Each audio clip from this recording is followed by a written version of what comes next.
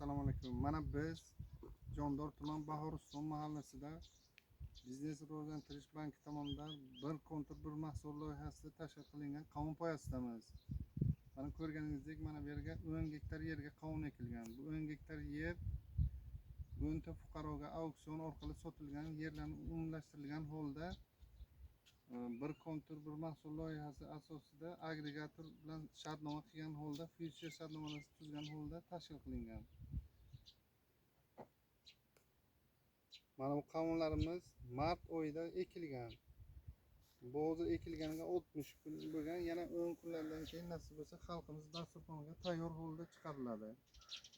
Agar buni agrotexnik tadbirlariga nazar soladigan bo'lsak, mana ko'rib o'tiribsizlar, mana jo'yaning o'rtasiga selofan tortilgan. Bu selofan asosan qovunning namini saqlash ham begona o'tlarni chiqarmaslik uchun tortiladi bu selofan. Bugungi kunda dehqonlarimizga rahmat. Mana shunday mahsulotni tayyorlaganlar.